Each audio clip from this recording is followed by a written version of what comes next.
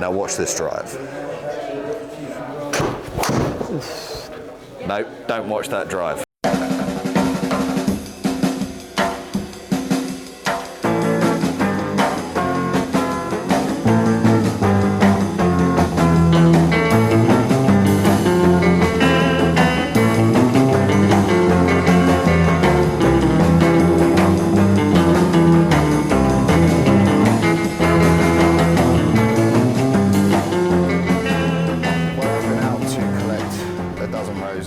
Very nice, because it's Valentine's Day today, of course. So you didn't bring them with you, so they're not for me then, I'm afraid not, mate, no. Where are we going, Luke? Tell me, what are we doing today? Well, we thought we'd go and give you your first golf lesson. Oh, God.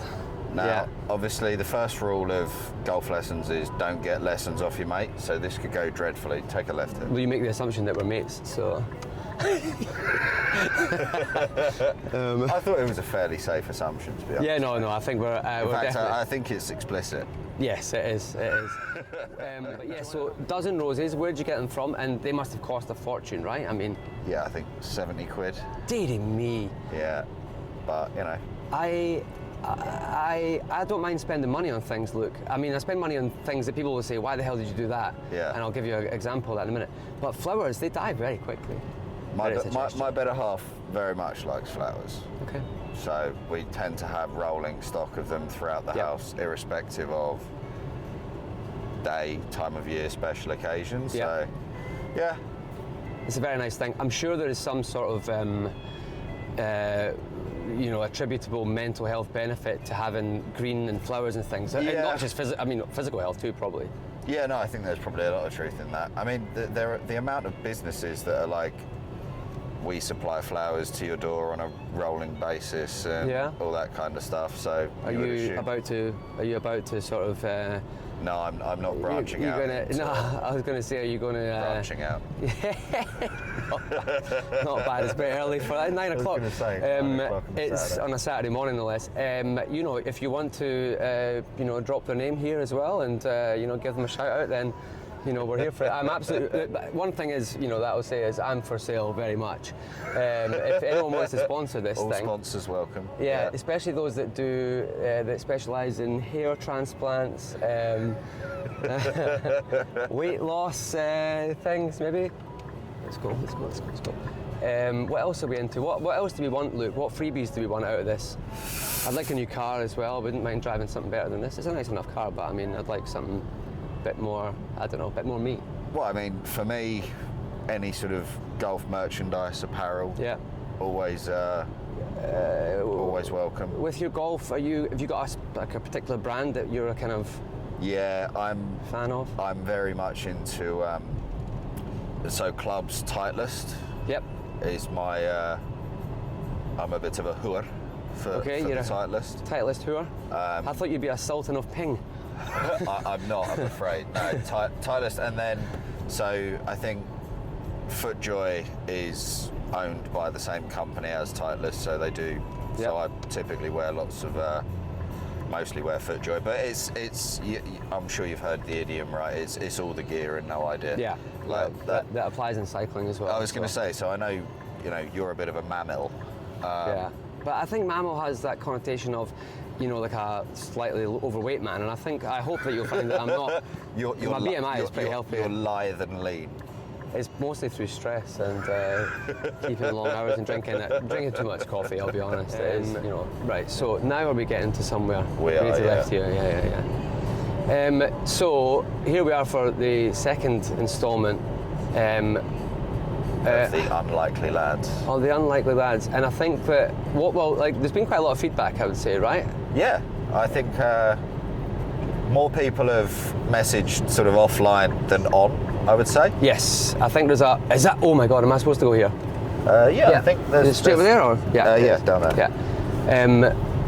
Yeah. There's been a lot of, my first initial sort of feeling on this is, far more people watch it and have watched it than would let us know publicly. Yeah. People have come up to me. I was in an office of a prospecty type client person a couple of weeks ago, and they'd said to me, somebody pulled me aside and I wasn't there to meet them, and they said, hey, when are you doing the next episode? So So thank you to that person. Yeah. Yeah, no, I've likewise, I've had a few people sort of message saying, just in here, man. Can we go in there? Yeah, good. A few people message to say, or say to me, like, I actually really enjoyed it. Like, what's the sort of, do you have more of a premise, or are you just rambling on? The latter. A little from column A, a little from column B. We started with the premise and we ended with a ramble. Yeah. I got pretty standard for us. I did get a comment from on X from a username Nigel32461114. He had some flags in his bio and he wasn't best pleased about some of the content, and he felt that I don't even think this is a parking space, but who cares? It looks like one. He felt that I was, doing myself a disservice and letting you be the star of the show. I mean, how do you respond to those comments from Nigel3241666122 with flags in his bio? Well, I don't necessarily feel that it's a fair characterisation, but I think we should do our level best to ensure that we talk more about. We don't have to do that, but we can definitely try and bring a bit of balance to the thing. And there was another one that we got a really good one.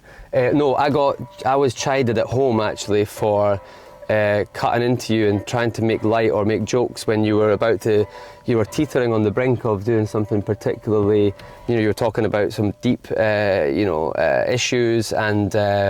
Your relationship to alcohol, I think it was, or growing up and things like that. And it seemed that I was looking to interject in a sort of perhaps subconscious attempt to avoid talking about deep subjects. So apparently I'm not... Well, let's see if we can go deep over the next couple of episodes, but I'm all for joviality, you know that. Well, we're swinging golf clubs. I don't think we're...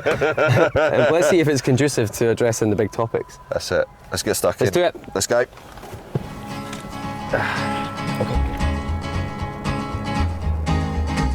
To the town of our Frio rode a stranger one fine day.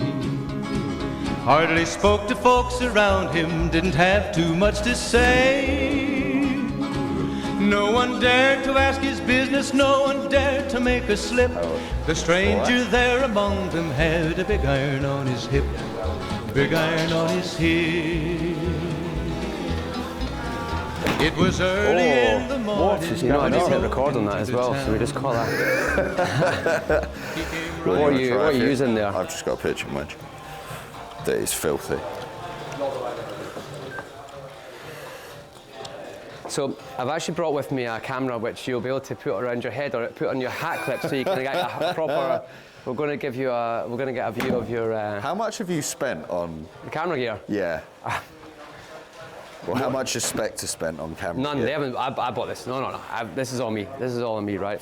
So I've not swung a club in about 25 years, I expect. How old am I? Yeah, quite old.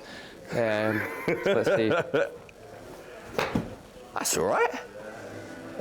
No, I bought all this myself. This is my own thing. I wouldn't put this on them, and I want you to know, and everyone to know as well, that anything that I do on this camera stuff for us, it's all in my spare time and definitely not on work time. Definitely do not. I do not use my work laptop for it either. No, definitely not. So... Go on then, talk to me. Talk me through this. How the hell did you end up in Denmark? I was... Was it just not cold and wet enough in Scotland? Yeah, I was in Edinburgh, so I kind of grew up in Edinburgh, just outside Edinburgh, right? And I met a girl. I was out one night. Was I in a band at the time? I think I was in a band.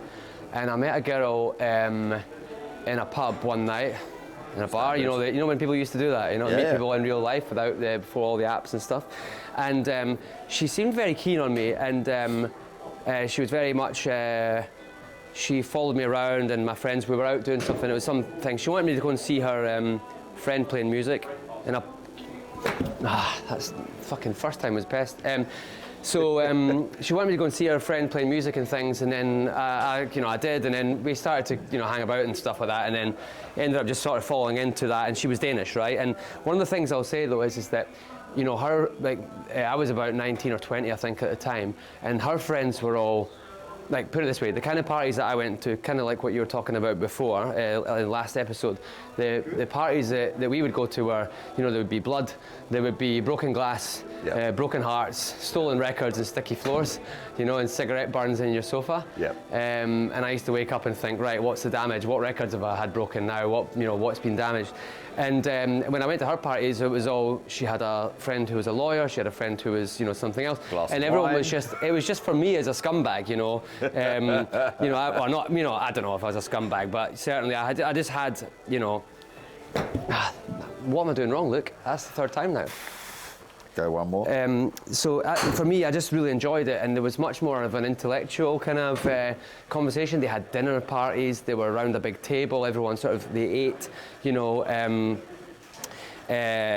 good food and things, and I just enjoyed it, and I really kind of thought, wow, this is how it should be for me. And then the opportunity came up as we lived together for a bit longer that I could go to Copenhagen, and I said, F it, let's go. No.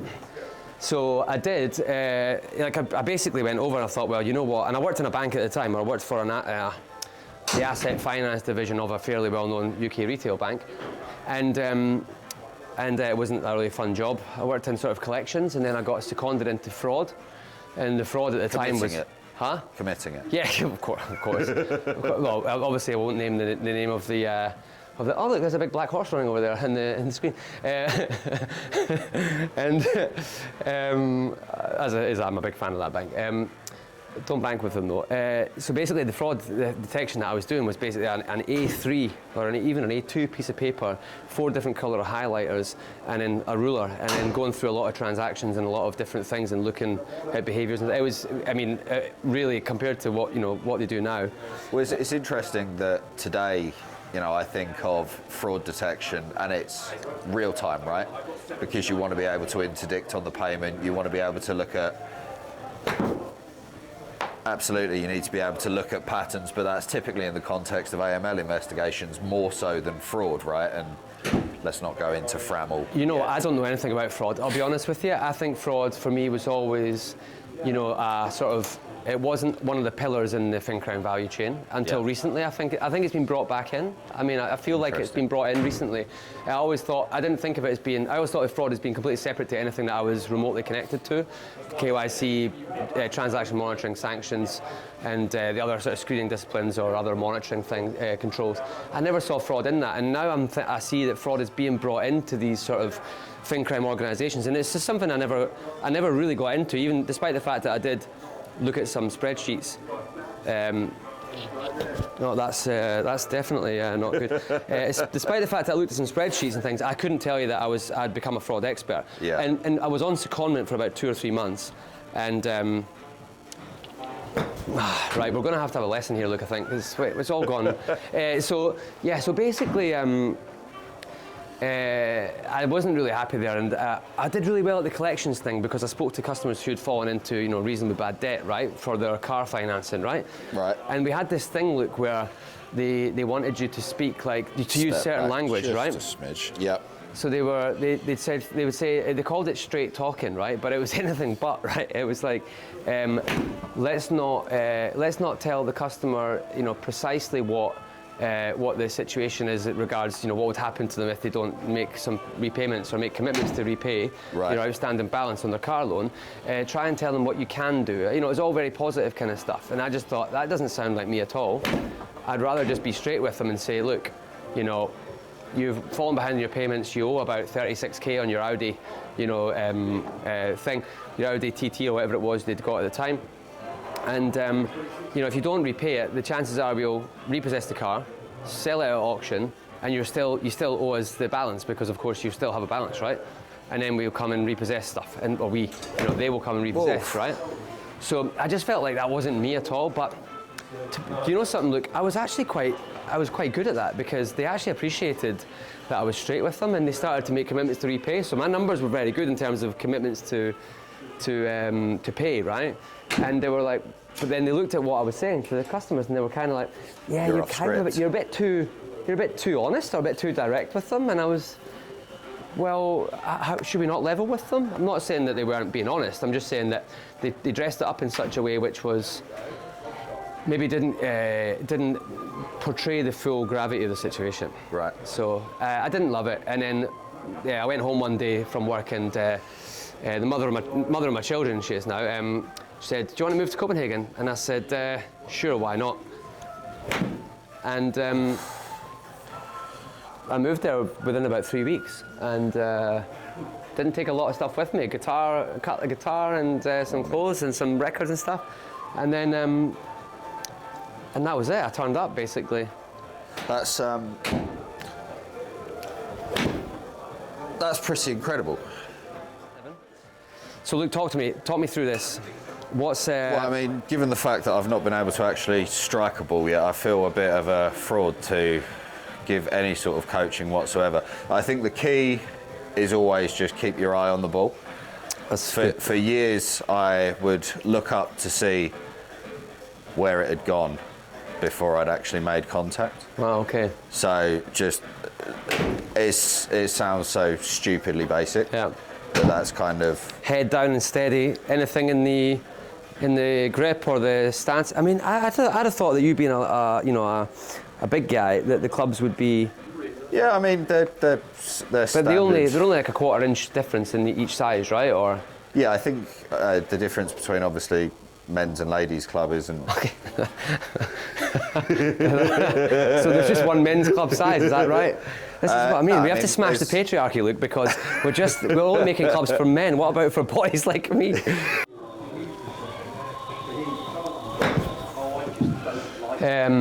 Where were we? Yeah, so I think I did 6.5, 7 years first time around.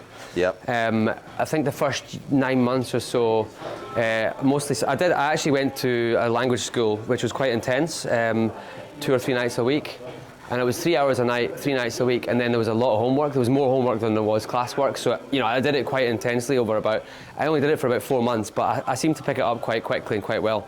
And then I think honestly, by having kids, my Danish sort of, the level of my Danish sort of grew with them until a certain point now where I'm not.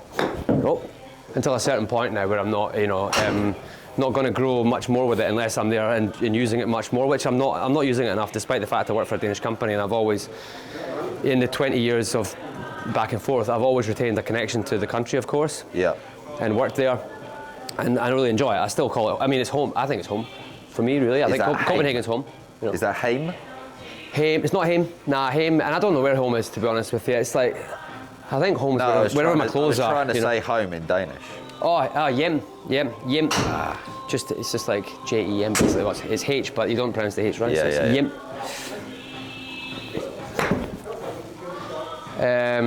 It's just skidding along the ground here. So I did 2 stints, and then I was quite happy to come to London, and honestly, again, I came over by myself, 2012 I think it was. Right. And I was, I absolutely loved it. And I worked obviously in the bank on Upper Bank Street in the wharf there, just across there, where this ball should be travelling to, but it's not quite getting there. I would work, and we worked hard and we played hard as well, but then on Sundays I would take a walk, and I would really map London out myself. For the first year or so, I was out there doing a lot of travelling around. And I think London's got to be the best city just to mosey around anywhere in the world. Definitely. You know that no one's going to look at you funny for doing that, right? I mean, that's what most people are doing in London at any given time. I think, and I'd done my 6 years here, I think, and then decided to have another crack, which was great. This is not going well, mate. I think the camera is not being kind at the moment. It's not going well.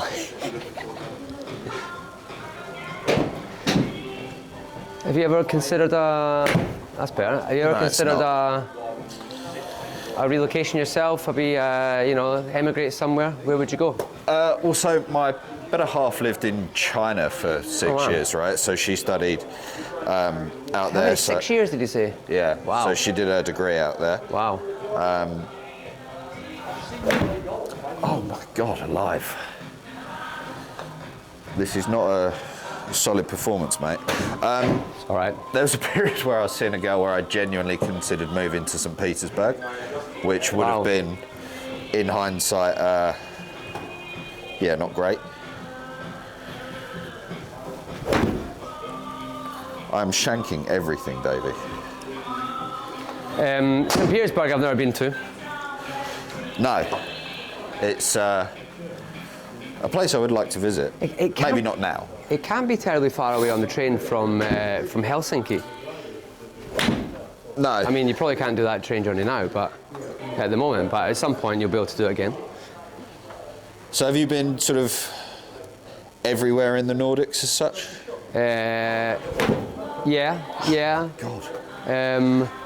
Yeah, more or less. I spend more time in the places I like the most. Yeah. Seems to be the way.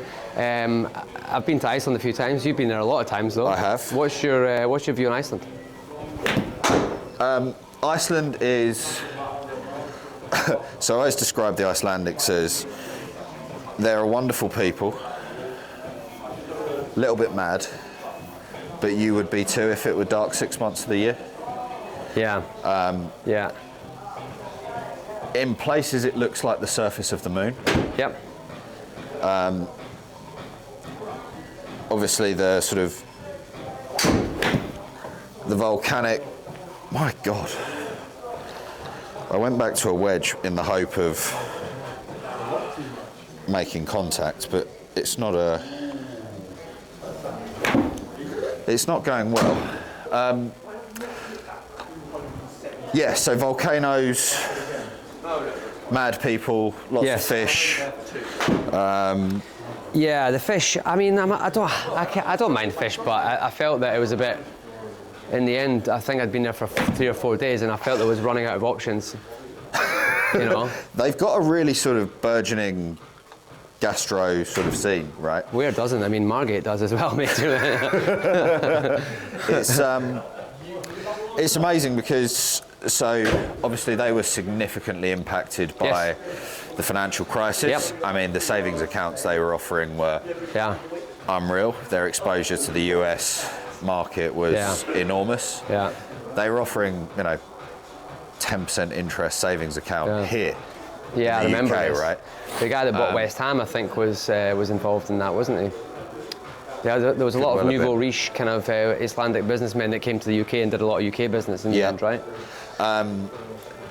So then the economy was shot to pieces, obviously, and then they really lent into tourism. Yeah. And I think recording bits of Game of Thrones there helped. So the sort of food scene came up alongside the growth of the tourism side of things. Reykjavik's amazing because it's like you can kind of walk across it in an hour. Yeah. And there's, it's, as I say, you can, if you lived there, you feel like you would know everyone. There's like 400,000 people there, right? But yeah, good place to visit.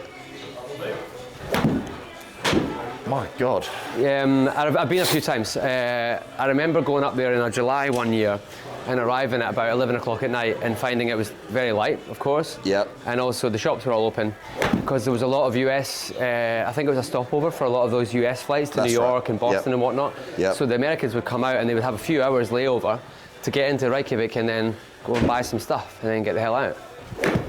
I cannot hit the ball today, Davie. And it went. The golf is incidental anyway, I think. Yeah. So I went there criminally underprepared for the conditions because it was 11 degrees, wet and horizontal kind of rain, right? So I had to buy some kit when I was out there, and I spent a few days. But I very much enjoyed it. And the church, Hallgrímskirkja, I think it's called. Is that what it's called? Yeah. Really, really nice. I loved that. That's a fantastic place. But one of the things I noticed was that I like, when you travel places, I like to go to the supermarkets and really get a feel for. Sophie loves that. I love doing that. Yeah. Just like, they've got this. I send videos back home. I'm like, look how much this is here. And I like to buy all the delicacies or the chocolate bars and I like the sodas and chocolate bars of the country. So in Finland especially, I like to buy certain ones. I love doing that. But in Iceland and going to the supermarket, I noticed, not Iceland, the supermarket, frozen pizzas, frozen turkey Twizzlers, chicken dippers. Was it Kerry Katona? Kerry Katona, yeah. She's probably, didn't she get like a lifetime of free like frozen food from Iceland? Quite possibly. I don't know what she did. I don't know what she flashed to get that. I don't think she's doing too well as Kerry Katona.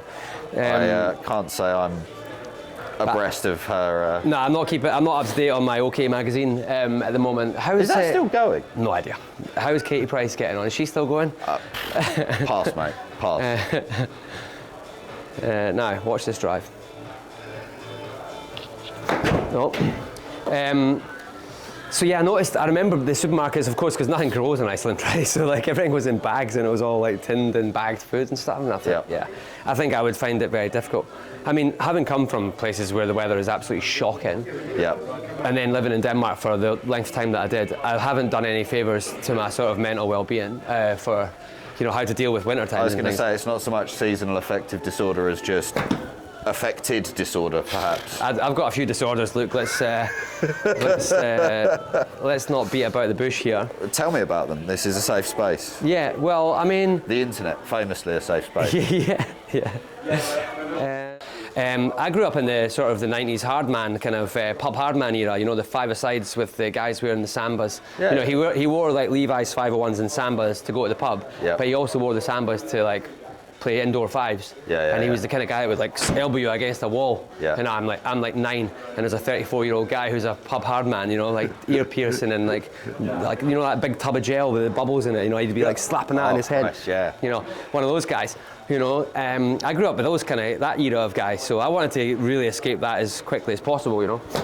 And like you, and you talked about it in the last episode as well. The counterculture and like post-war kind of pop culture and literature and things interested you, and it did me too, right? I mean, that was what I was into as well, right?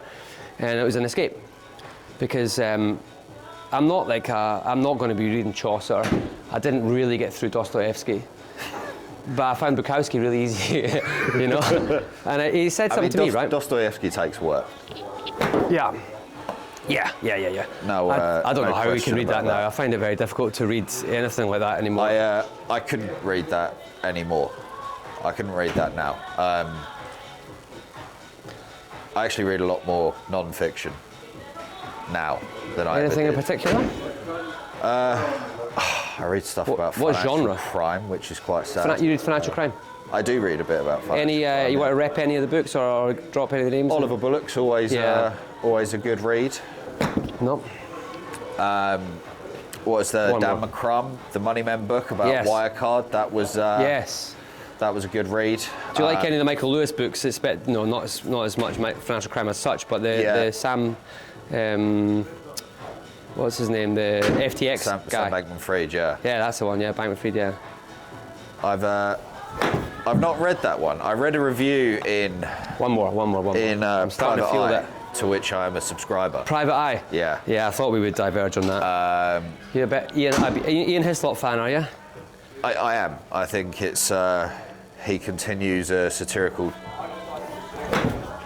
British satirical tradition that goes back to Swift, right? But yeah, so I read a review in Private Eye of the SBF book, and I was a bit disappointed to hear that Michael Lewis had kind of, well, the reviewer's opinion, and I should have read it myself, but it put me off. The reviewer sort of suggested that perhaps he was a little bit enamoured with SBF, or a little bit of in awe of, and actually it sort of reads as a bit more of a peon than a sort of hard-hitting critique as it necessarily should. So, and they focused a lot on the altruism thing, right? So yeah, I didn't read it, but I've read Flash Boys was good. Yeah, it's a very good one. That? I like Moneyball was what got me started on him. Right. I think that was the first one. And to be honest with you, look, I like sport, right? So I like sport is the one thing that I can really connect with and really pay attention to more than anything. So being able to combine the sport and the numbers part of the data part is it's a win-win, right? I love American sport for that reason. American sport is just obsessed with like the stats you know? Yeah, love it. He batted 1,000 this season. Like, what the hell does that mean? Love it. Having said that, cricket's pretty obsessed with stats, right? Yeah. I think all games more so now than ever. Yeah, data is far more. Data's king now in sport, right? Well, data's king everywhere, right? Well, that's true. And in our business, we're out there, lifeblood. We're out there sort of out there extolling the virtues of all the things that the automation and the AI is going to do, but ultimately, is your business and mine is pretty much predicated on the data underneath, right? Yeah. That's foundational to the lot. Precisely. The football thing, I think the football might be going the other way now. What do you think? I think we're going back to, have you noticed the long throws are back? Yeah. Headers, big man, wee man up front. Big Sam. You're a Liverpool fan, I think you mentioned last time. I am. How are you feeling about them this season? Look, I'm not slot out. You can't be, I think. It's too... I think, yes, it's a transitional phase. The thing I will say is, look, for the first time we've actually spent money, like silly money, since I've been... silly money on getting Ekitike and Isaac, Isaac, yeah. And obviously Verts. Ekitike's been an inspired signing, though. He has. And Isaac's injured, so... might be getting somewhere here. So for, the first time, certainly as long as I can remember, we've gone out and spent big in the transfer window, and I'm prepared to believe that that's always going to take some time to bed in. Maybe not. Well, I think a number of things have happened to Liverpool, right? They've definitely moved a few players on. Yeah. And obviously losing Jota as well has had a massive effect on the squad, right? I still don't think that can be overstated. Exactly. I think it's easily forgotten, and I do hope that I know that Liverpool fans are obviously very frustrated at how things have been. Yeah. But you have to consider what that's done to the squad and the morale and the other things. They're just everything about the psyche of the group, not just the playing group, but also the staff. Yeah. To lose a guy who was very popular, so I do feel for them, but I think he should be given another season to get it right. I agree. I think Van Dijk doesn't look the same anymore, and obviously Salah's now more or less down tools, right? But then if you look at Salah, like actually when he's on the park, he's still creating chances. Last season he was the best player in the league, I think. Yeah. So he hasn't just become a bad player overnight. No. His legs haven't gone overnight. I don't think that happens, does it? Or I don't know. I mean, well, my golf swing has gone overnight. Yeah, I can see that. Yeah, evidently. Funnily enough, I'm in back to work a little bit. The hiring thing, it's such a... We're doing it right now. We're looking at, profiles and, playing like a transfer window kind of football manager thing. Yeah. And it's so difficult, right? You want to bring in a top player like yourself. Actually, that was one of the feedback I got from someone whom shall remain nameless because he's a head of a big bank. But he said, why don't you two just work together? But I said to him that the competition authority, or competition and markets authority, actually preclude us from being brought together. Thank you very much, bureaucrats in Strasbourg. If they properly deliver Brexit, maybe we can do it.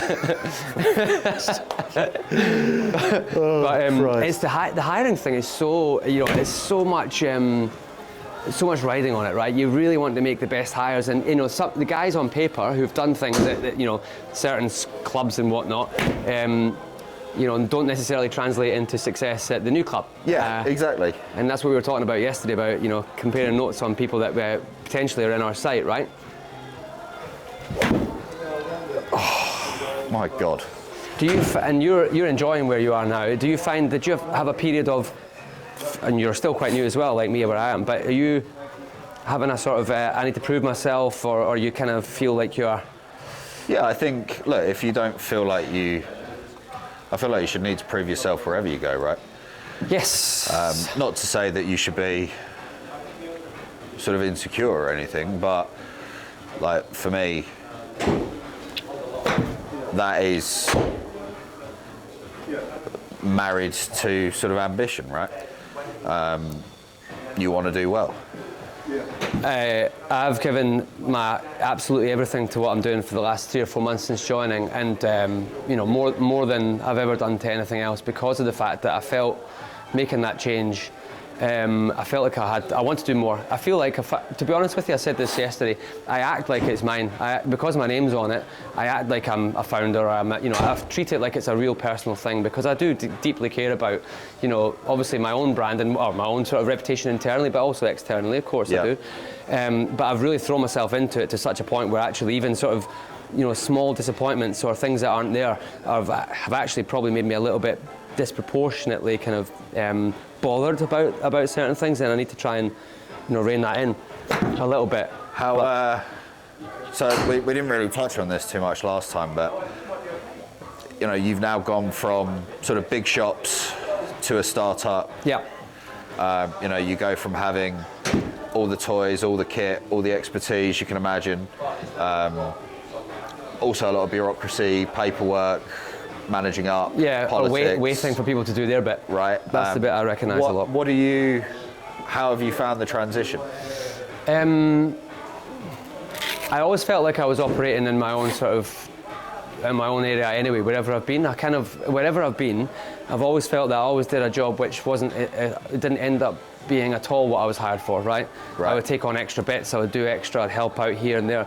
So it's the same, really, in that respect. And also, I think, when I was coming in, when we started talking in the summer over a few drinks in Copenhagen, they were saying to me, we're not going to have all the sort of trappings of the big company where you've got a guy that does this, or someone that does that, a demo person, a contracts person, or whatever, And I said to them, without being disparaging about, organisations with these types of structures, don't make the assumption that was a good thing to have all that. Yeah. Because, like I said, in a big organisation, I knew that I could push as many emails and things as I wanted around at 6 o'clock at night, but just know that I'm not going to get an answer until tomorrow, or even the day after, or the day after that. So, to be honest with you, I think here I know that whatever I put in at any given time of day, I get out of it the next day. Yeah. So I like that about it, but actually, I'm interested in what you think about this, because it's much easier to wrap your ring on the desk or the table in a room when you work for a Bloomberg or you work for a Moody's, and they know who you are, and it's easy to get that. You call up and you get that meeting, right? Yeah. So now having to tell people who you are and what you do is something. Yeah. So what do you think about that? You've done the startup thing quite a bit. Actually, and you've gone the other way now, because Encompass is a fairly established name, right? Yeah, how have I heard it described internally? A rescale up. Look, obviously I did. Passport, when I joined, was, I think, immediately post Series B. And we were probably, don't want to get this wrong, 50, 40, something like that. And then by the time we were acquired, we were maybe 85, 90. And then it was into, as you say, Moody's, which was, very much a culture shock. Come into the shot, Luke. I don't think you're in enough of the shot here. Was definitely a culture shock. And there are still folk there from that business doing really well. For me, I wasn't ready to let go of the startup dream. Yeah. We had a successful exit. I sometimes half joke that our house is the house that Passport bought, or the mortgage that Passport bought, I should say. So I think when you sort of do, and I kind of count my career from when I started in RegTech, right, realistically. So to kind of go into your first startup and for it to be a successful exit where everybody comes out a winner, it's difficult not to set that expectation that that's going to happen every time, of course. right? Yeah. So what would I say? The reason that I enjoy working in smaller firms is there does tend to be that little bit more autonomy, that little bit more opportunity to try things out. Obviously, flatter hierarchy, right? Yeah. Being able to just call up your boss's boss or the chief exec, whoever it might be, and sort of say, hey, I've had this idea, what do you think about this?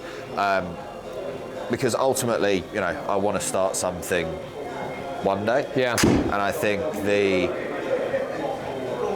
learning the mechanics of running a business is easier in a startup. You're closer to it. Because you're closer to the decision making. Not to say that you're in the room every time, right? But yeah, I think it is naturally easier to.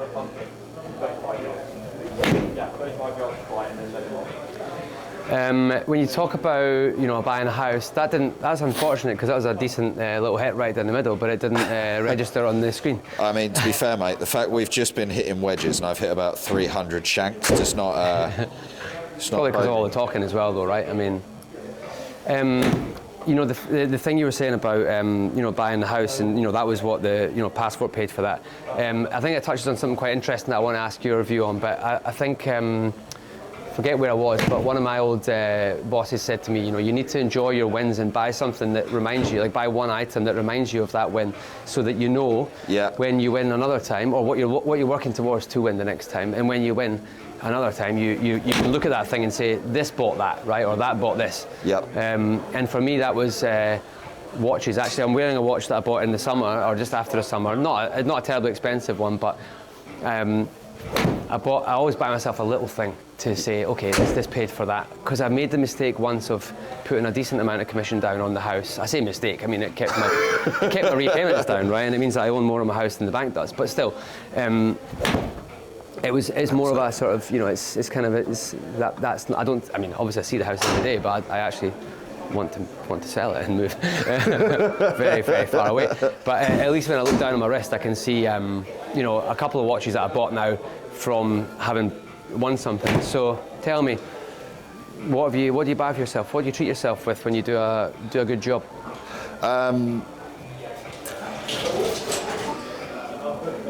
So because I didn't pull my finger out until I was like 27. Which is fine, by the way. Yeah, right. It's okay. No, there's no question about it. But like, I've really enjoyed having savings. Yeah. And having an ISA. Yeah. Not that I kind of, you know, it's just a standard stocks and shares or something like. Yeah. But watching that incrementally. Yeah. Like, not to say that I sit there and look at it every day, but that's always, and the fact that I've got a junior ISA for the boy. Yeah. Like, so that's. It's a boring answer, but no, I recognise it because I didn't have that. I mean, I didn't have anything to look forward to when I was growing up, right? Yeah. Did you get any money from did you inherit anything? No, not that I can. Not that I can think of. So yeah, that's certainly one thing. I like buying stuff for Sophie. Flowers, evidently, so £70 for a dozen roses, if you don't mind. Yeah, not been the range session of a 10 handicapper, mate, I will tell you that. Is that what you play off 10? Yeah. Oh, very good. My pal Jamie, back up the road, so he's one of the few people that I, you know, like genuinely went to school with and still keep in touch with all the time, and we catch up all the time. I don't really have a lot of old sort of school friends and whatnot. Yeah. That I keep in touch with, but Jamie's definitely one, and he's a good golfer, and he's out there playing a lot. He's in a good business, right? I was saying this to someone this week, my colleague Eric. Our business, we don't get all the junkets and all the fun stuff because everyone's anti-bribery and corruption and things, and which of course I understand completely. Of course, bloody ethics. Of course, yeah. Of course, I don't even bother to invite anyone to the events anymore because I just know the answer.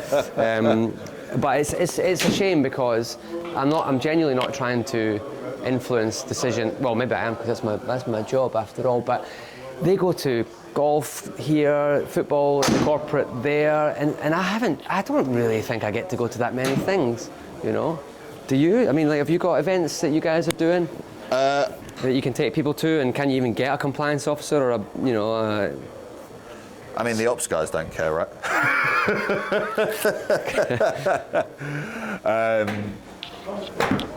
Yeah, I know what you mean. Shite. Yeah. I think they make good money as well, those guys. I think when I landed, I pitched a golf day inside about 2 weeks. Yeah. So I think that is hopefully going to be on the agenda. Very good. But the joyous thing about our industry is that you can sort of, where it is so tight-knit and everybody knows each other, some might describe it as incestuous, not me. But you can just get people together reasonably easily outside of the working context, right? Yeah. So I remember Tom Richardson, friend of the pod. Friend of the show. We like friends of the show. You know what though, Luke? I have to say, they need to make themselves known to us a bit more. I'm getting a lot of direct messages, as we touched on in the car. A lot of direct messages and saying, "Fantastic! You've got to like and subscribe, guys. It's our lifeblood." Wow. It's the only thing that's making me happy at the moment. We're how long in? So healthy, isn't it? Please like and subscribe. And it has started. I need validation. The first beg. The first beg.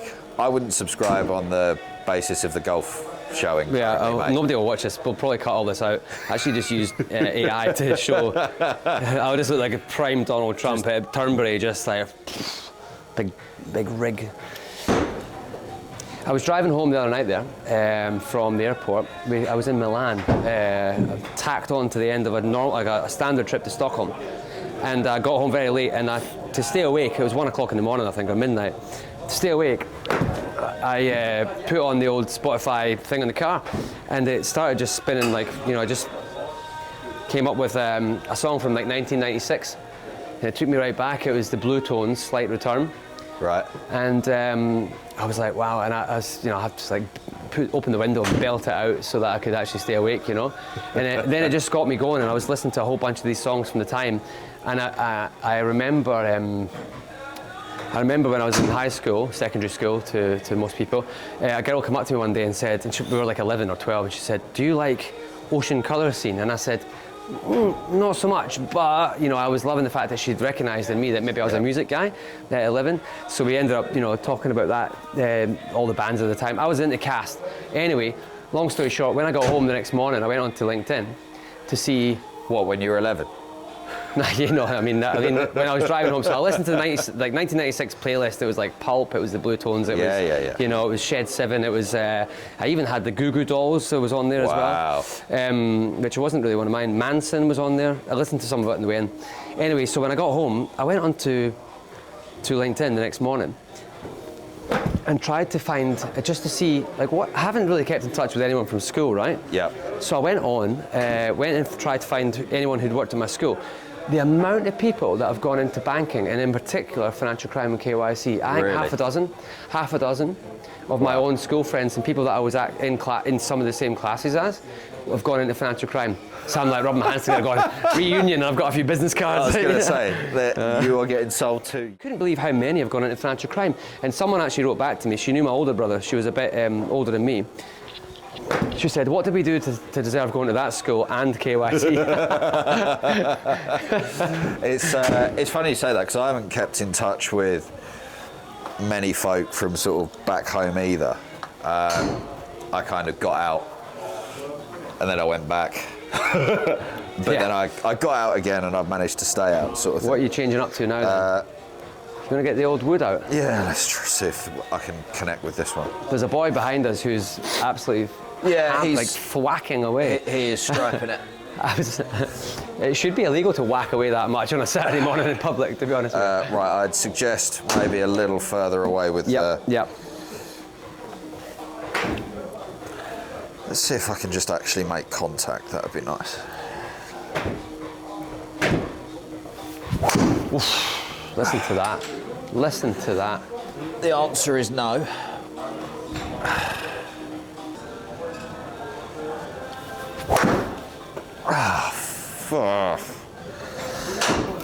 This is not my finest range session by a long way, mate. Do you want to have a crack with this? Love to.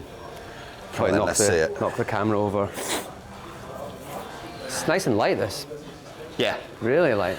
That is 540 quid's worth, that. That is, I'd never had... Actually, you want to say about things that I've bought myself when I've... Do you lock your fingers when won you deals or something? grip? Yeah, I do interlock. You do? Things that I bought myself... Stand a bit further. Yeah. You want to have the ball inside the left heel with the driver. Right there. So it's a bit further up the stance. Widen your stance a little bit as well with that. Yep. So you want me a bit further back from the ball. The centre of me is a bit further back. It's more in line with my left heel inside, right? Doesn't mean I meant to say that. Giving me that advice means I'm going to hit it, right? Mate, I've been completely unable to hit it myself, so don't worry.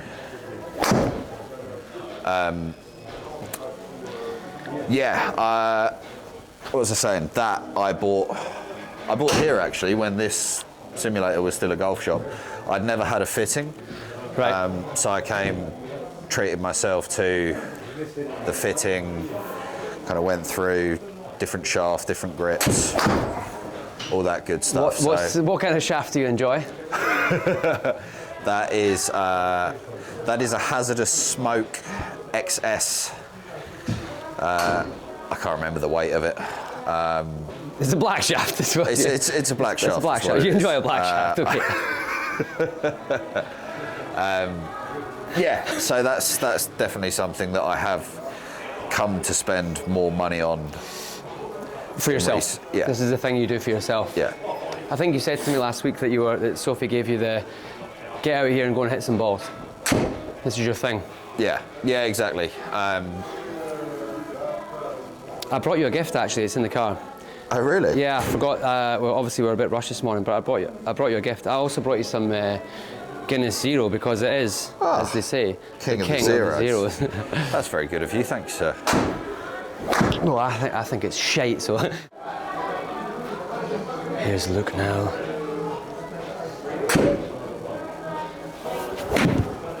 Oh, no. Fuck me. Absolute shitter of a shot from Luke, wasn't there? Oh, Christ. Who's your favourite golf commentator? Oh, it's got to be Peter, hasn't it? Yeah, It's got to Alice, be Peter, yeah. Alice. Yeah, he was brilliant.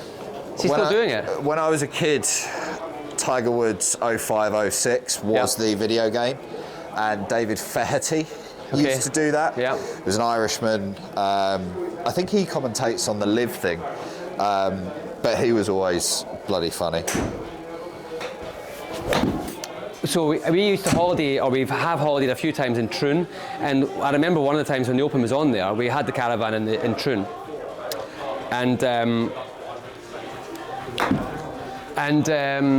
we would just hop over the wall into the course, and we went around and we watched. Tiger was in his pomp at the time. It would have been the 90s at some point, maybe in 97 or 8 or whatever. I can't remember, but viewers, please comment below and tell me when the Open was in Troon. And we went around and followed Tiger Woods all the way around, and Fuzzy Zoller, was that his name? Yeah, he was one of the guys. Fuzzy Zeller. Zeller, that's right. Yeah, that's how the Americans would pronounce it, right? It'd probably be Zuller. Who else did we get around? Craig and John Daly was there as well. John Daly. Yeah. And I tell you what, we went around because Tiger was the guy. We went around with Tiger and hoping to get his autograph at the end on the 18th, and he didn't have a great day. He didn't like the links courses, Tiger, did he? Oh, I don't know. He had some good performances on links. Was it St Andrews that year, 2000? And answer in the comments where he just went round with a 2-iron. No, that's just like me, basically. In fact, no, that was Royal Liverpool, Birkdale. He just went round with a 2-iron and smashed it. That's a bit better. I got a bit of lift on it this time, but absolutely no distance whatsoever. Was that before a lot of scandal hit Tiger Woods in the end? Didn't he crash his car? He had affairs. Yeah, well, affairs is probably overstating it. It's an interesting one with Tiger, right? Because he's the best to ever have done it, changed the game completely, and all right, you can have a conversation about Nicholas and Greg Norman. You wouldn't put Greg Norman in the conversation with. You wouldn't. Where would you place Fanny Faldo as a caddy? I mean, 6 majors. Yeah. Best Fanny in golf? I'm not. Biggest Fanny in golf? Tiger Woods. But the thing with Tiger is he was bred just to do that, right? And his son as well now. Yeah, but he was. The question is, was he always doomed to be a bit like get involved. mad because Yeah. he's never been Yeah. he's never been trained to do anything else, any kind of normal social interaction. Like his entire raison d'etre was to be the best in the world at golf. Yeah. So anything less than that will just drive you to madness. But I think you see that to a certain extent with, like, you know, musicians or actors. Yeah. Like when you get to the top of your field, like what else is there? Completed it, mate. Exactly. That's how I feel about me and KYC, mate. Well, I mean, that's why you're in the Epstein files, right? Well, the second tranche hasn't come out yet. Well, let's just wait and see. What do you? I mean, we don't need to go too deep, but it's. I've been saying this week, like, the conspiracy nutters were right.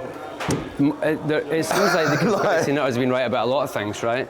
I mean, I think that we'll find that actually there's a lot of, there's a decent amount of truth in many of the conspiracies which have been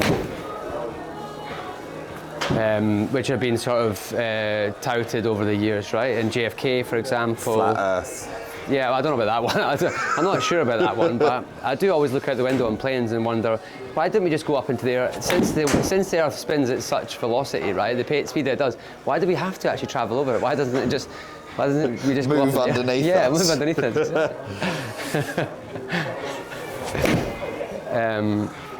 You know what? I come to this thing about the Epstein and the Greenland and and all the things that are on the go at the moment, and I'm reminded of George Carlin, the comedian. Yep. I'm reminded of his words, and it's a big club, and we ain't in it. Yeah. And that's it, mate. You know. It's, well, speaking of great American comedians, Bill Hicks, right? Yeah. Now we're talking. Just listen to him in the car on the way over. Where he talks about, you know, president gets voted into office, he walks into a boardroom, bunch of guys, big cigars, and they play him a video of the JFK assassination that looks suspiciously like it's been recorded on the grassy knoll, and they say, any questions? Only what my agenda is. Now watch this drive. No, don't watch that drive. That was frankly terrifying. What you just did there. Is not mission accomplished.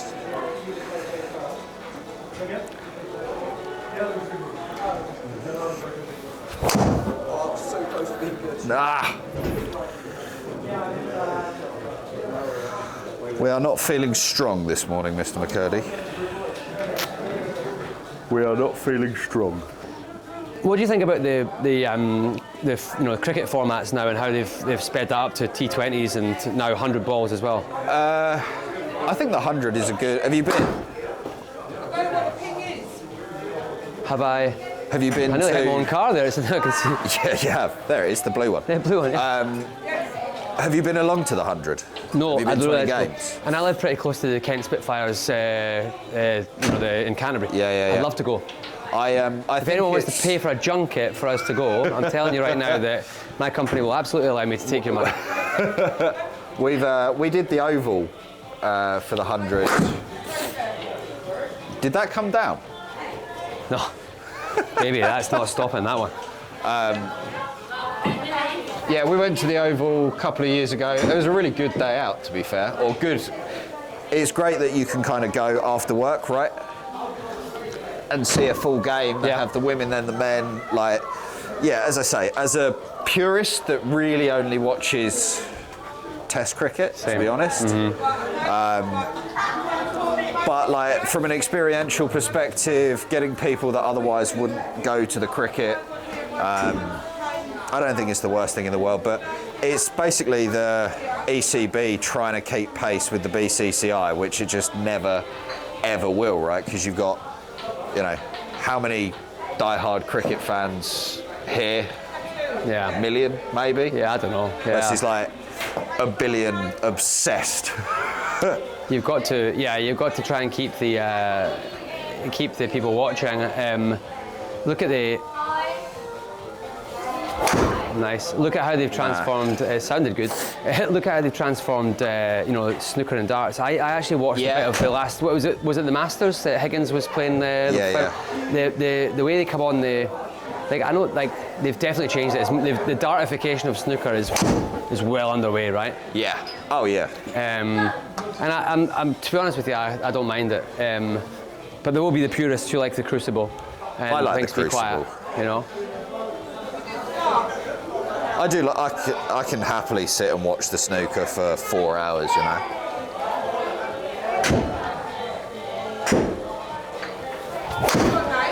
Yeah, I'm with you. I like the test match. I like to watch. That's the closest I've got to hitting one.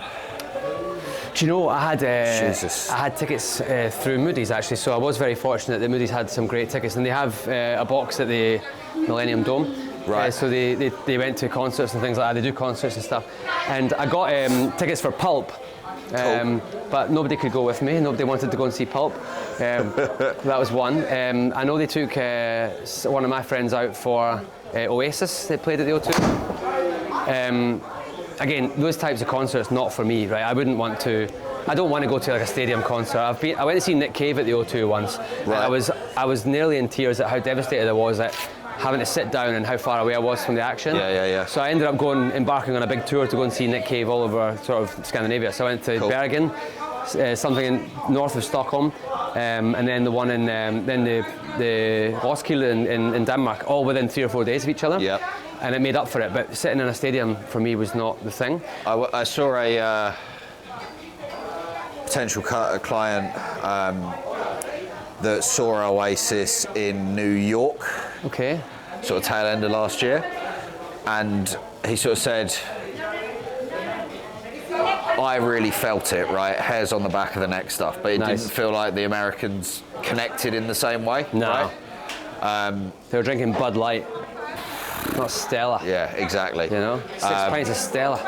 And I do feel like, Oh, you know, I used to go gigging a lot when I was a teenager, right? We'd go at least once a week, whether it be Colchester, London, Yeah. Norwich, whatever. Yeah. All sorts, right? Ska, metal, punk, rap. Like we'd go all sorts of different. A lot of like deathcore and post-hardcore and stuff like that. Right. Starting to scare me now, Luke. But also, you know, like I saw Peter Doherty. Yes. I live in Margate. I see him all the time. Yeah, right. Yeah, of course. Is he not in France now? Yeah, hiding? yes. But what was I going to say? Half of the experience is everybody else experiencing it with you, right? Yeah. Like that, the fact that everybody knows the words, everybody's there to enjoy the same thing. Unless you're, and there are no phones. Unless you're one of the cool kids that's gone to see the support act. Yeah. Because you're too cool to see the headliner. But that's kind of part of the joy of it, right? Everybody being there for the same purpose. It's a shared human experience, and I think there are, you know, clearly fewer and fewer of those. And the same with sport, right? Yeah. Yeah, connecting with your fellow flesh bags. I was definitely rushing that one. So I was going to say about the Moody's thing. So I did have tickets for the Ashes and couldn't get a guy to go because of the cost of the ticket. So I didn't get to go myself because I wasn't taking someone. Right. And I would have liked to have gone to the Ashes, but since we're on the topic of the music thing, I definitely recognise that. And for me, it was the same. So we grew up. Like, Colchester is a good place. A lot of bands played there, right? Yeah. So, and still do. For me growing up, it was the Barrowlands in Glasgow, right? And we would go, or, you know, there's a whole bunch of them, King Tut's. Cool, yeah. Nice and sleazy. There's a lot of great venues. The Garage was also a big one in Glasgow. So there's a lot of gigs in Glasgow that we would go to and, go through from Edinburgh for the most part to, and you could see you'd see the Black Rebel Motorcycle Club for £6. Yeah. We saw the Coral 5 times for £8 the first time, and it was. I saw a lot of great acts at the Barrowlands in Glasgow, and it was that thing. There were no phones for a start. Yeah. There was always cigarette smoke and all that, and there was a lot of weed smoke, which I never really got into, but there was a lot of weed smoke around. Yeah. And then the smoking ban came in 2006. Yep. And it really sucked a lot of And obviously you joy could of it. smell everybody's, you know, farts and BO, you know. It was just like, I thought that people that went to go and see, the Libertines didn't fart, you know. But then I realised that everyone did. So it was a big disappointment for me when I learned that even, you know, young folk. Who was? What's one of the best gigs you've been to? That's Or a best good one. act you've been to or seen? Yeah, Dan Lassac versus Scroobius Pip. Yeah, I know Scroobius Pip, but That was pretty cool. Seeing Gallows, I saw Gallows several times actually. Enter Shikari, I saw at Heaven. Names you know completely mad, yeah. the gay bar down by the embankment. Yes. They took it over to launch their is that not by second album. Charing Cross Station? Yes, not far from. It's Yeah. not there anymore from what I'm informed. I think it was that I was one. planning on going But tonight as well. But they basically took that over for the launch of their second album. That was cool. God, who else was good? We saw a lot. Peter Doherty was funny because he came out 40 minutes late with a bottle of Jack Daniels. Went, right, I've forgotten my set list, so I'm just doing requests. And the first thing that got called out was Ghost Town by the Specials, Nice. and it just, yeah. So he was good value, even if he was actually not very good value. What's that, a 3-wood you got there? What is that you're using? This is a hybrid, Okay. which is kind of, the concept of it is to be like a long iron, but Yeah. easier to hit. Yeah, like a face and flat. But I can't hit anything today, so. I really stopped caring about where the ball went and just making sure that I hit one. And I did miss a couple of times. I've got to say, it might be the age thing, but don't you think when you look at these festivals and you go, nowadays, and you look at them and go, don't know any of these guys, wouldn't bother to go see them. Yeah. And you know, a lot of the acts that are headlining now are acts that were great 20 years ago when we were, Yep. you know, I don't think that music's been good for about 20 years. I know what you mean. I probably haven't listened to any new music since 2012. Not really. Why, 2012, what was the thing in 2012 that was... I don't know, just second year of university. Like, I'm so old. 2012. I was like, yeah, where was I working? What bank was I working at then? Oh, what level of financial crime was I looking at then? I was living in London. I was 28 probably then, 27. So yeah, okay, we were a few years apart. I was lucky enough to see some really great acts. And Tea in the Park was the festival in Scotland. I think it's now gone. They've got one in Glasgow. I'm pretty sure Green. they had it in Chelmsford as well. Tea in the Really? Park. Different kind of tea, probably. Well, like the 60s hippie understanding of the word. Yeah, that kind of smoke some tea. Yeah. And Simon and Garfunkel, Greenwich That's thing. the one. A pint of tea a day. I thought somebody was getting whacked with a golf club there. Tea in the Park in 2003, I think it was. You could see like Echo and the Bunnymen, James Brown, Doves, bloody Polyphonic Spree, Charlatans, and and they weren't even the headline acts, and they were all in smaller, genuinely small, James Brown. Oh my God, it's getting a bit. The public have arrived. It was. I think there's a lot of tisming going on in this little setup here. We can always move on. We will soon. I think we were very lucky. I was very lucky to see. I saw Arthur Lee in Love. I remember we came from Edinburgh down here to London, like 2003 or 4. Whenever Ian Brown came out with what was the record called again? The Ian Brown record. We came down to see Ian Brown at the Brixton Academy. Right. And we'd all come down on the train from Edinburgh. We'd obviously imbibed fairly significantly on the way down. Yeah. And then we'd gone out at 10 o'clock the first night. And we're on the tube. This is my first experience of London, about 17 years old or 18 years old. 2003 probably. And everyone's kind of like against the tube doors, like, oh, that's a bit of crying on, mate. How you getting on? We're like, what are you talking about, really? We're just going out. They're like, going out, all the pubs are shut, mate. We managed to get one pub before it shut on Carnaby Street, Right. 10 to 11, and they were calling orders, and we're like, Christ almighty. So anyway, we went to the Ian Brown gig in Brixton Academy, and then we were like, right, that's done. It was like 12 o'clock or something. What's open? And then somebody said, the Mean Fiddler was open. Right, yeah. So we went to the Mean Fiddler, and then we said, what's on tonight? And the guy was like, I don't know, some band, I don't know what they're called, Kaiser Chiefs. Wow. And then we were like, all right, how much in? £5.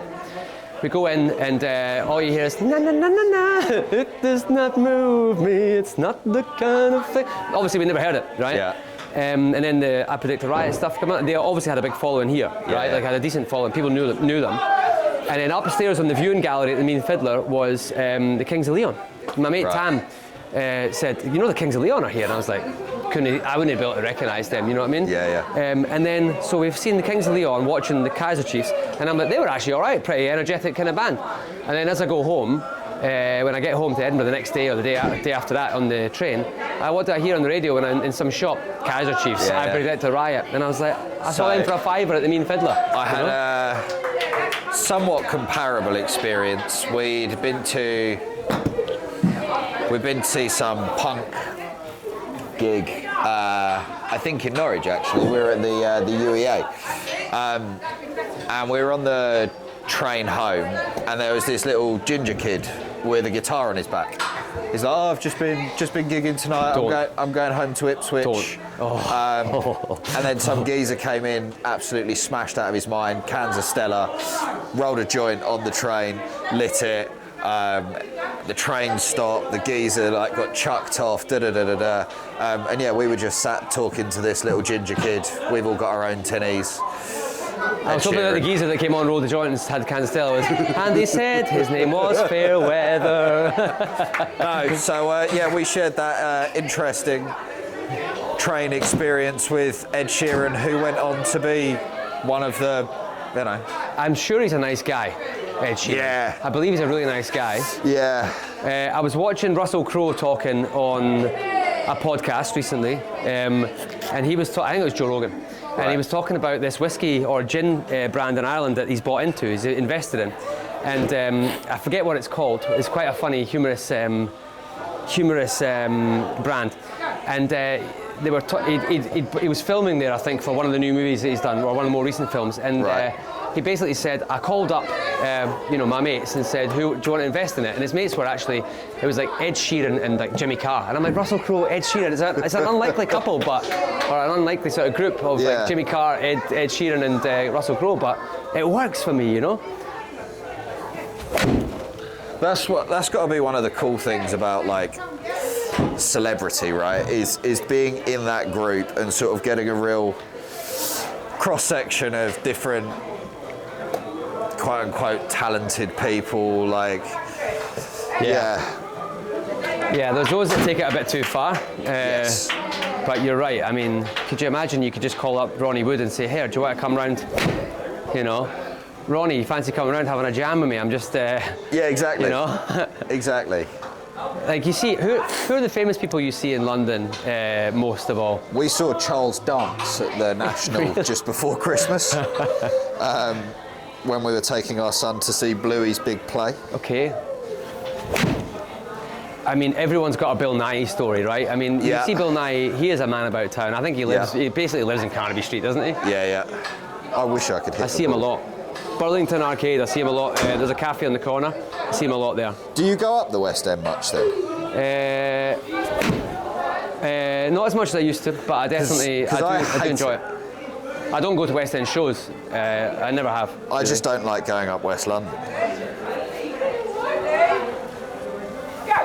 I mean, there's West London and there's West London. That's, for me, Central London, right? I mean, like... Yeah, okay, fair. Like, I think, yeah, it's not Ealing. West of Mayfair, yeah, exactly. I like that part of town, very much so. Very much so. It's just a really civilised part of the world, and I really enjoy being there. I wish I could afford to live there. Hang out with Nighy, but I do say hello to Nighy when I see him. Yeah? Yeah. Does he say hello back? Yeah, he always says hello. He's just such a gentleman, right? He's a Palace fan as well, Crystal Palace fan. Is he indeed? Yeah, famous Palace fan, probably the most famous Palace fan. Well, Nigel Farage is also a Palace fan, I believe. So. Is that right? Yeah, I believe so. I haven't seen him down the Vic Club. Do you mean to say that he doesn't support the mighty Colchester United? I thought he'd have been a Millwall man, Farage, to be honest. That is the shot I've been trying Who to was your sporting idol growing up? much as it pains me to say it, when I was a little kid, Michael Owen. Owen, yeah. Yeah. And now he's Yeah. Oh. Obviously Robbie Fowler. Yes. Who else did I like? I mean, bit John late, Barnes, Ian Rush, bit before your time. Yeah, so they were just John on the Aldridge. they were just on the tail end.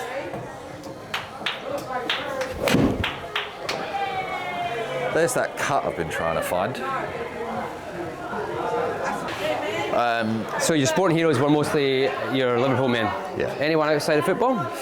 That's what I was just trying to think. Like, as I say, I didn't watch enormous amounts of sport other than football, right? Yeah. As I say, when I got to 11, 12, yeah, Tiger.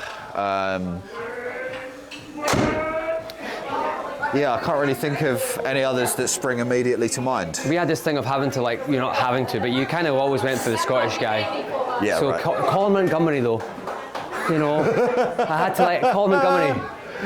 He had I had a bit of a bod on him for a golfer. He was, nothing he was one of wrong those with kind of. Monty. He was like a Tim Henman of golf. He was the nearly great. Well, you know. yeah, I don't think Sam that's... Torrance I was don't think one of that's ours. quite fair, because Montgomery was like all-time money earner on the European That's right. tour. The only thing he didn't have was a major, right? That's right. But he won He's a kind Henman of type. everything else, and he was the sort of, he was in a transitional era, right? Like he was coming out as sort of Tiger was really in his pomp. Very much about keep the ball in play. Yeah. You know, long irons off tees, all this kind of stuff. But yeah, no, I've got. There's always Scottish guys. no I remember issue with when we were Monty. kids, we used to go to a barber shop, and you would genuinely go to a barber shop and ask the barber for a Stephen Hendry. 'Cause he had- in the 90s, he had a spiky kind of hair. He had like a short back and sides and a spiky on top. Yeah, yeah. And you'd ask a barber to get. Imagine going up to and ask for a snooker player's haircut. I can top that. Obviously, Jimmy White. Transplant. 2002 World Cup. Obviously, with 10, kids would show up to school with the Ronaldo. Oh yeah, the patch Just in the a front. little. Yeah, that was 98, I think. That was. That was World Cup 98, wasn't it? Or No, 2002. Was it really? Yeah. Japan and Korea. Yeah, of course it was. Which yeah. was the best FIFA game ever, the FIFA World Cup game. Didn't play them. Sebastian Deisler for Germany was an absolute cheat code on that game. Did you while many hours away playing Football Manager or Championship Manager? 97, 98 was the one, but I suppose that's a bit before your time. I always played FIFA more than Championship Manager. I never really had the patience. Football Manager. Strangely enough, I was the guy that could do that, but not the instant Not the stuff. FIFA. Nah, never liked it. I'd smash the controller. My sporting hero, it wouldn't surprise you to learn, and I met him not that long ago, McCoist. Right, yeah, fair. McCoist. Yeah. He's not just a sporting hero. Not possibly. Gaza? He was. Gaza was definitely a hero, but McCoist is my all-time. Yeah. We just, if you grew up, you know, supporting Rangers in that era or that time, McCoist was the man. Yeah, you know? of course. Just everybody loved him, you know. Everybody still does, you know. I met McCoist at the airport when I was moving back to Copenhagen in 2018. Right. I was in the queue in security right behind him, and we just played in the Europa League the night before under Gerrard. He was the manager at the time. And I Right. said to McCoist, I knew he was right in front of me, and I said, Coisty, what do you think about last night? We ended up having a great old chat. And it was about lunchtime on a Friday, right? And I could smell he'd had a beer, right? And I've gone, how is he travelling back up the road at lunchtime and he's had a beer? I'm not saying there's, you know, you're in the airport, there's no time in the airport. And he told me that, of course, doing the TalkSport show, once they finish the Friday morning, they go to the Gun, which is just across the water from here. You know the pub? Yeah. Right over there. You could see, if you were looking, if that was the water, that's like Elephant and Castle and the water. As I say, used to frequent it when we lived on the Isle of Dogs. Brilliant place, right? So he, Parlour and Brazil, after the show, go there. for a few pints, and they chat football with some of the locals that are sitting there at lunchtime. Cool. Great pub, that. Great food. Scotch egg is tremendous. Oh, was it? What year would that have been? We watched the Euros in the big outside area there. Yeah. 2016, maybe? Pass. Tremendous pub though. Yeah. So I met McCoist, he's my hero, and I treated it completely normal. You know, normally it was a complete, like, I'm trying to be cool and all the rest of it, talk to me, but I was pretty giddy, you know, when I got and I told everyone that I'd met McCoist. And then funnily enough, the day before I moved back here from Copenhagen a couple of years ago, I met Lowenclance, right? Right. At the post office in Copenhagen. He lived right next to me, and he didn't know what he was doing, because he lives in Glasgow and he hasn't lived in Denmark for so long, and he had no idea how to post something. And I had to help him at the post office. Fantastic. Which was brilliant. And then when I told him, you know, I spoke to him in Danish first, and I was like, right, Peter, let me help you with that, pal. And he was like, oh, thank you so much. You know? I can't imagine I'd go for a beer with Michael Owen. No. I can't imagine I'd want to go anywhere with Michael Owen. No. Obviously, he ruined his, as a Liverpool supporter, ruined his legacy forevermore, going to the scum. Yes. His career it just didn't do what it should have done. The hamstring injuries, the soft tissue things, he just didn't do. But then he did. His sort of punditry career has just been annoying to listen to, right? I can't listen to him. McCoist is a breath of fresh air, isn't he? Isn't he the best? Of course he's the best. Love you, Ali. I've lost him, but I don't know how. He's going with another now. He'll be at her party on Friday night. I'd go there myself, but it wouldn't be right. But if you see him there, please tell him that I care and I want him back again. Tell him that and then tell me what he said. Just take him to his side. Tell him how much I cried, and I'm begging on my knees. Tell him that please. Tell me Thanks for what he said. coming down for a worst rain session I think I've had in 5 years. I feel like I've had some part in that, so I'm delighted. Let's get